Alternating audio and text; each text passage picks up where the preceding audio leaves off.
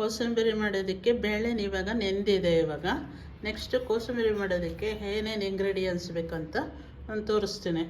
ಈ ಸೌತೆಕಾಯಿನ ಸಿಪ್ಪೆ ತೆಗೆದು ಎರೆದು ಸಣ್ಣಕ್ಕೆ ಹಚ್ಚಿ ಇಟ್ಕೊಂಡಿದ್ದೀನಿ.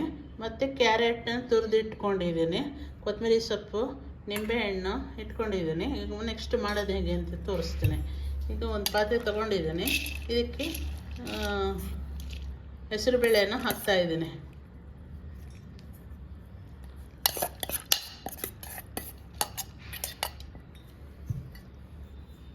ಇದಕ್ಕೆ ಸೌತೆಕಾಯಿನೂ ಹಾಕ್ತಿದ್ದೀನಿ.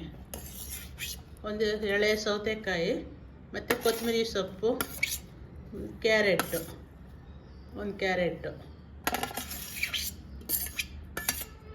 ಇವಿಷ್ಟನ್ನು ಹಾಕಿ ಇದಕ್ಕೆ ಸ್ವಲ್ಪ ಪೆಪ್ಪರ್ ಪೌಡ್ರನ್ನು ಹಾಕ್ತಿದ್ದೀನಿ.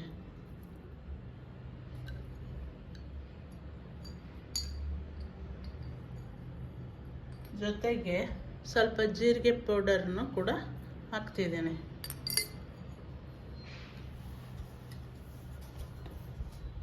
ಮತ್ತು ಸ್ವಲ್ಪ ಸಾಲ್ಟ್ ಕೂಡ ಹಾಕ್ತಿದ್ದೀನಿ.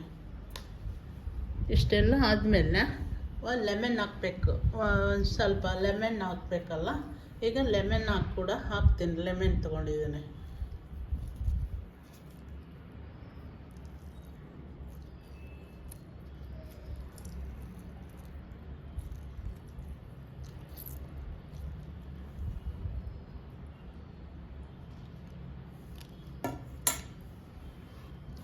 ಇಷ್ಟೆಲ್ಲ ಆದಮೇಲೆ ಇದನ್ನು ಮಿಶ್ರಣ ಮಾಡಬೇಕು. ಎಲ್ಲ ಮಿಕ್ಸ್ ಮಾಡಬೇಕು.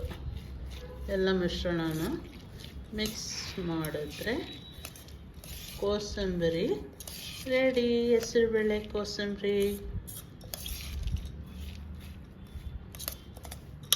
ತುಂಬ ಚೆನ್ನಾಗಿರುತ್ತೆ, ಆರೋಗ್ಯಕ್ಕೆ ಒಳ್ಳೆಯದು, ತಂಪು. ಹಬ್ಬ ಹರಿದಿನಗಳಲ್ಲಿ ವಿಶೇಷ ಊಟಗಳಿದ್ದಾಗ ಈ ಥರ ಕೋಸಂಬರಿನ ಮಾಡ್ಕೊಳ್ಳಿ. ಕೋಸಂಬರಿ ರೆಡಿ.